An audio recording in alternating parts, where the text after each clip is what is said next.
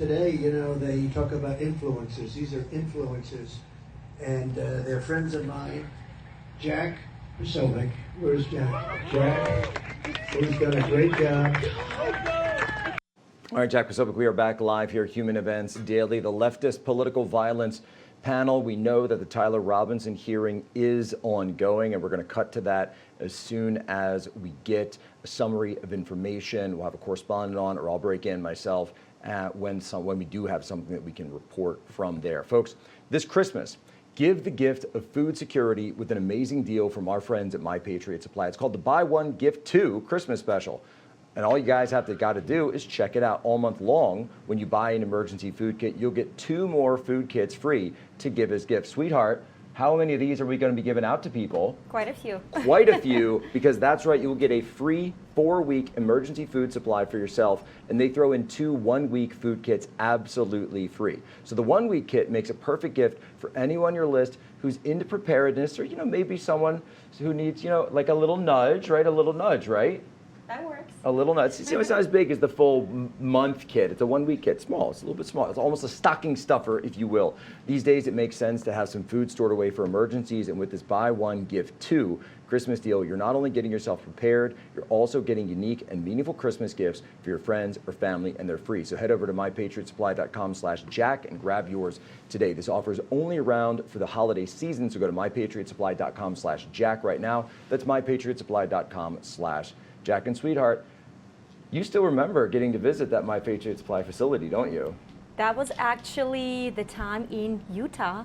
And oh gosh, right. That was our She's the one who says it. first trip together to Utah. You've been there before, yeah. I've been there before, but yes. And we got to actually go to the facility and see where all the magic is happening. And let me tell you what, it's incredible. I had no idea what we were walking into, and they take it seriously. I mean, the place was so immaculate. It was immaculate. I don't think there was a speck of dust they knew where it could find. Take it from her. Take it from her. It was fantastic. I mean, they take their job very seriously. Take it from her. Rich Baris, speaking of taking jobs seriously, that's exactly what I wanted to ask you, because Charles here, Dr. Charles, was, I like Dr. Charles. I think we might need Dr. Charles for you from now on. But then again, people know you as Rogue Nationalist. He was talking about how people expected a different kind of response from federal law enforcement and from the Trump administration. And I wanted to add to the murder of Charlie Kirk, and I wanted to ask you, from your view, you're talking to people all the time, you're constantly getting scripts in, responses in from people who get asked these questions. What are you hearing on the ground regarding that, and what did you expect to see from the administration? And I think, what are the ramifications of the fallout of all of this?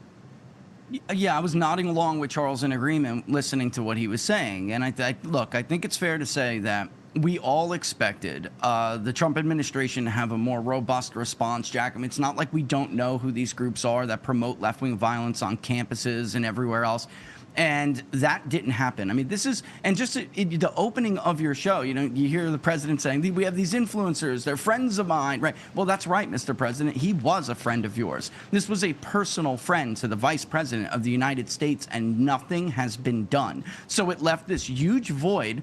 And there were, it's not just among us, right? Even the voting public, the right, there is now this void because there were these large expectations that the president was going to do something. They were going to have an appropriate response to this, and that never came. And in lieu of that, we're getting these crazy conspiracies and people throwing, they're basically live streaming fake investigations in order to give people something, any breadcrumb at all, to hold on to because of the void the Trump administration has left. And as a pollster, I often get asked, why didn't Charlie's murder mobilize the right? Why are they depressed in all of these special elections? And that's your answer. Because the voters are looking at it the same way everybody else is. What happened here? What happened? Tell us first of all, tell us what you're going to do about this. And they didn't. Honestly, Jack, it was not an appropriate response, and it left the right angry and it left them upset.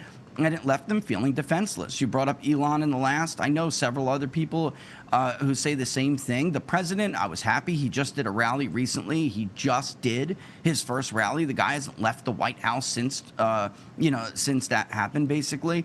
So to some degree, the left got what they wanted, and the right got nothing they wanted. So now there are people trying to fill that void. And look, I mean, honestly, I was listening to you the other day, and you were talking about how people have a difficult time understanding Tyler Robinson's actions, or that he was the one who acted. And the truth is, Charlie was such a big figure that a lot of us want this big explanation, right? They do. They want this big. Well, it's there. We just didn't spend the time to talk about it. It's more than just the actions of a single guy. That's right. It's an entire culture of left-wing. It's an entire change in left-wing behavior where they now perceive violence as okay in order to get what they want, and in their minds, in order to defend themselves against the rest of the people who don't agree with them. So there is a big story there. It's just a shame because the response did not match the event. And that's what I mean, unfortunately, we're all human, and we all have our tendencies, and one of them is to, is justice. And people feel like the Trump administration isn't doing enough to pursue that. Well, and when it comes to these things as well, you mentioned how the left feels as though they're defending themselves, and I think that's right. The left views themselves as constantly being victimized, and there's no level of power or control over society, control over media, control over the narrative that they can attain where they still won't feel that they are still the ones being victimized. It is inherent to their personality, because it's kind of like when they talk about Christopher Columbus in this country, and you'll have these teachers say, I'm not supposed to tell you this, but actually Christopher Columbus was bad. Everyone says that. All the teachers say that. All of the history shows say that. It's a lie. It's a complete lie. It's an obvious lie. But you are in total domination, and they'll never actually admit that they are in complete domination. So in their view, anything they do is a defense. What does that leave them? What does that tell you about their end game then, right? So it doesn't matter if they control the media, they control both houses of Congress, they control the White House. They're always going to feel like they're at risk and they're being victimized. So what does that tell you about the end game? What would ultimately make them feel safe? Well, the end game is constant revolution, complete and total elimination of their political opponents. And by the way, once they get rid of the kulaks, they'll find new ones, as anyone who lived through the Soviet Union would know. We'll be right back. Jack Posobiec, Human Events Daily, the panel on leftist violence.